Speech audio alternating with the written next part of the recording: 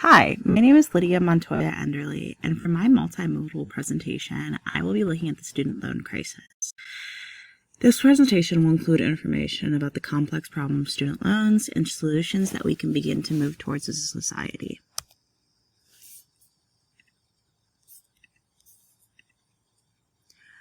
Student loans are loans that are taken out for college students to pursue education. As the cost of college rises, it becomes incredibly unrealistic that students can pay for college without taking out personal loans.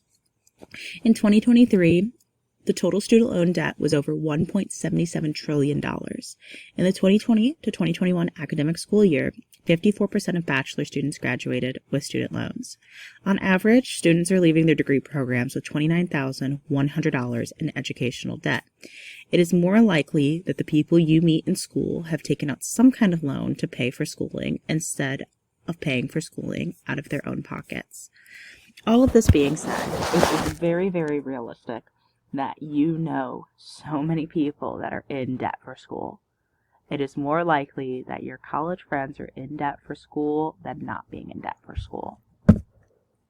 There are 4 different types of loans that are often not talked about before reaching college, and each type of student loans offers a different solution. Direct subsidized loans, they're given to undergraduate students based on financial needs, and no interest is gained while in school. After 6 months of being out of your degree program, then there is interest gained. Direct unsubsidized loans, then these are available to anyone, not based on financial need. Interest is gained while in school, but payments can be deferred until you graduate or drop below a high student enrollment rate. So interest is gained while you're in your program, so that can be whether it takes you 4 years to graduate, 5 years, 6 years, 7 years, it does not matter. As long as you graduate from that program, no interest is gained, or interest is being gained that entire time. And then direct plus loans. These loans are for graduate or professional students or parents of undergraduate dependent students.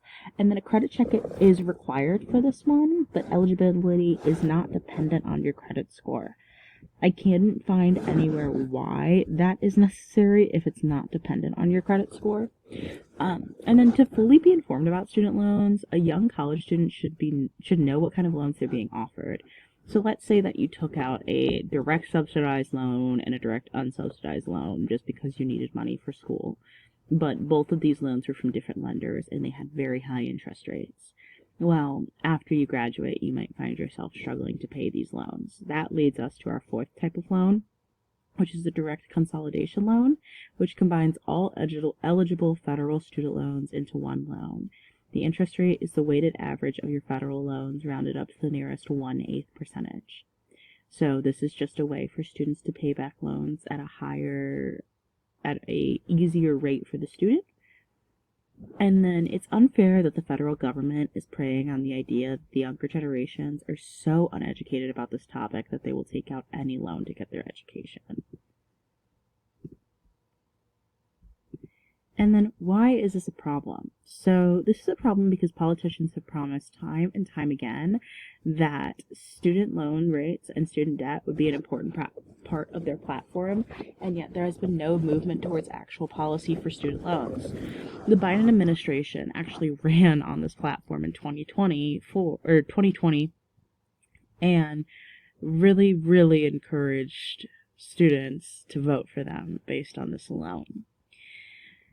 The Biden administration, as spoken about in the article, Biden team points at the Fed as inflation keeps worsening, passes the buck whenever actual change can come about in this topic.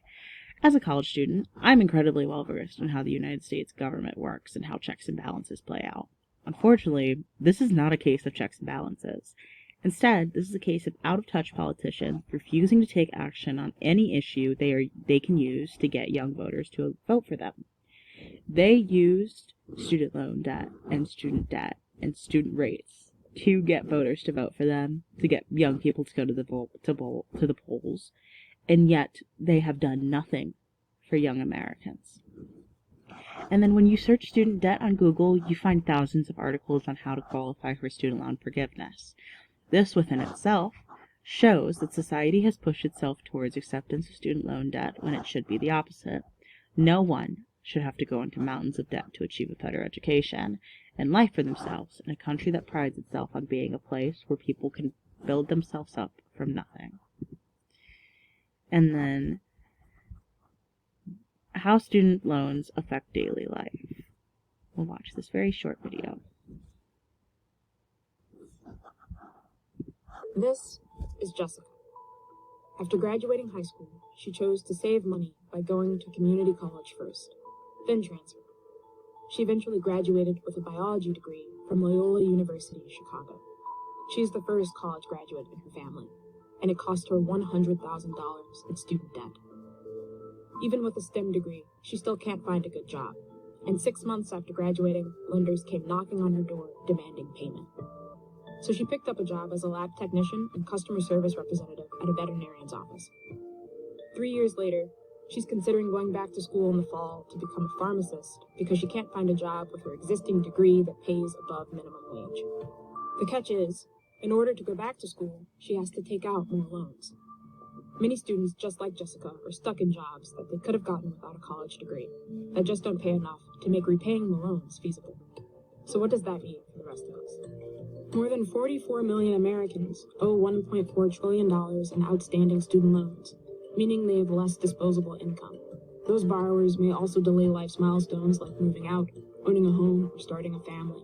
That could mean fewer taxpayers, which means fewer people paying into Social Security and a retirement crisis down the road.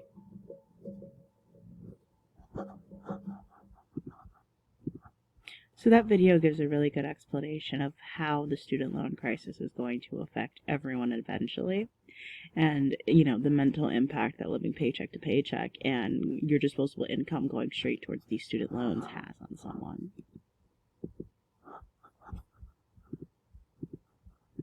And some proposed solutions. As mentioned in excessive student loans, the harbinger of death to a financial future, risk-based pricing is one of the best solutions to start with. If you can look at somebody's financial situation and know that they are unable to pay back a loan that you want to give them, you should not give them that loan. It is as simple as that. And then educating students financially. I believe that there should be a class in high school that is educating students on if you take out college loans, this is how you pay them back. This is the best way to pay them back. This is what each loan means. I have met so many people in college that once student loans are taken out, they are unsure of when it will start gaining interest, what their interest rate even is, how to pay it back when they have to start paying it back. These are things that college students should know before taking out thousands upon $1,000s of debt. I should not be graduating almost $20,000 in debt, being unsure of how I'm going to pay it back and how unsure of when I'm supposed to pay it back. So, in conclusion, the student debt crisis is something that, if it hasn't already affected you personally, it inevitably will. It doesn't have a one-size-fits-all solution, and instead it has multiple different solutions because it is a very complex problem. And in this presentation, I have provided ample proof of why I believe my solutions would be very beneficial to this conversation. Not only are they backed by peer-reviewed articles, but they are also backed by my own experience as a first-generation student who's about to graduate with a bachelor's degree while in debt. I'm also about to go into a master's degree with the knowledge of being more in debt. The emphasis that American society places on young people going to college right out of high school is absolutely absurd, and I believe that if society shifts towards a small break between high school and college, it would be beneficial for all.